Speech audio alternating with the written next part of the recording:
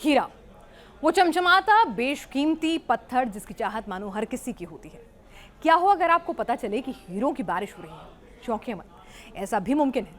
फर्क सिर्फ इतना है कि ये धरती पर नहीं बल्कि दूर अंतरिक्ष में अरुण और वरुण यानी यूरेनस और नेपच्यून नाम के ग्रहों पर हो सकता है हीरों की बारिश।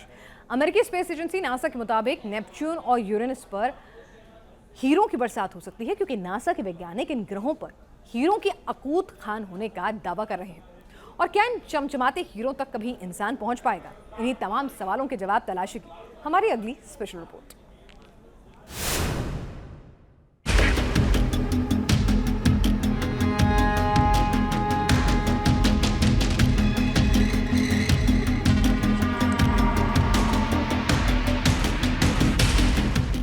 हीरा, धरती के गर्भ से निकलने वाला वो पत्थर जिसकी चमक हर किसी को चौंधिया देती है।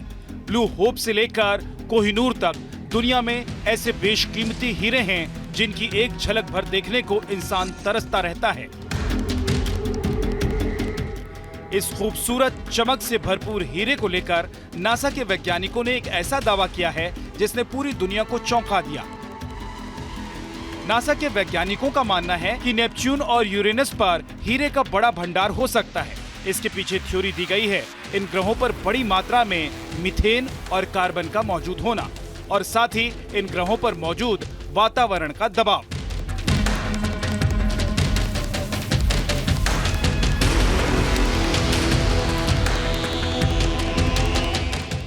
अगर आपने भी बचपन में केमिस्ट्री पढ़ी होगी तो आपको समझ आ जाएगा आखिर यूरेनस और नेपच्यून के वातावरण और हीरों की बरसात का क्या कनेक्शन है।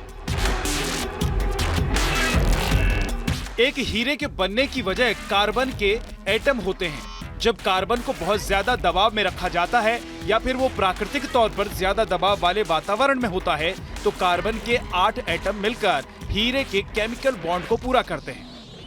इनके सतह पर जो है वातावरण का जो दबाव है वो पृथ्वी के मुकाबले करीब 60 लाख गुना ज़्यादा है।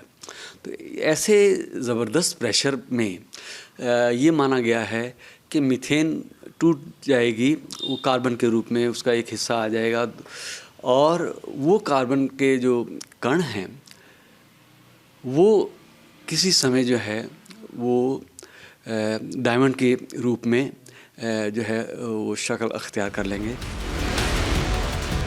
नेपच्यून और यूरेनस को गौर से देखने पर आपको ये दोनों ग्रह नीले रंग के दिखेंगे, जो सीधा इशारा करता है कि यहाँ बड़ी मात्रा में मीथेन गैस की मौजूदगी है, जो एक हीरे की फॉर्मेशन में मददगार साबित होती है। नेपच्यून और यूरेनस पर क्यों और किस तरह हीरों का बड़ा भंडार मौजूद हो सकता है, ये आपने जान लिया। लेकिन धरती वालों के लिए तो सबसे बड़ा सवाल है, क्या ये हीरे पृथ्वी वासियों को मिल सकते हैं?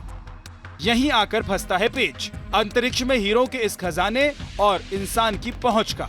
नेपच्यून और यूरेनस पर भले ही हीरों का भंडार हो, लेकिन सबसे बड़ी दिक्कत इन दूरगामी ग्रहों तक पहुंचने की है।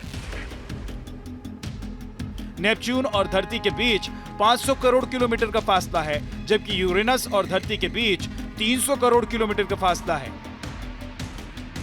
इतने बड़े फासले को अब तक धरती पर मौजूद विज्ञान पार नहीं कर पाया है। नेपच्यून और यूरेनस तक पहुंचने की कोशिशें लगातार जारी हैं और अब तक इसमें धरती वालों को आंशिक सफलता ही हासिल हुई है। नासा का वोयेजर मिशन नेपच्यून और यूरेनस तक पहुंचने के लिए ही तैयार किया गया था। यह अंतरिक्ष यान नेपच्यून के 5000 किलोमीटर नजदीक तक पहुंच चुका था, जबकि यूरेनस से ये 80,000 किलोमीटर दूर से ऑब्जर्वेशन मिशन को अंजाम देते हुए इंटरस्टेलर स्पेस की तरफ बढ़ गया था। यानी कि इंसान अब तक ना तो नेपच्यून और ना ही यूरेनस की सतह को छुपाया है और इसी वजह से इन दो ग्रहों पर मौजूद हीरों की खदान को हासिल कर पाना तो दूर की बात है, उन्हें देख पाना भी फिलहाल इंसान के लिए मुमकिन नहीं है।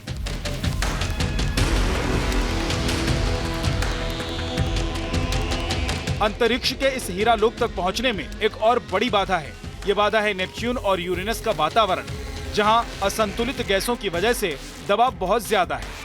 इस तरह के वातावरण में अब तक डिजाइन किया गया कोई अंतरिक्ष यान बच नहीं सकता। इस वजह से माना जा रहा है कि अगर अंतरिक्ष में हीरों का ये भंडार है भी तो इंसान इस तक पहुंच नहीं सकता। लेकिन अंतरिक्ष की गहराइयों को नापने का जुनून भी कम नहीं। कभी सपना चांद का तो कभी मंगल।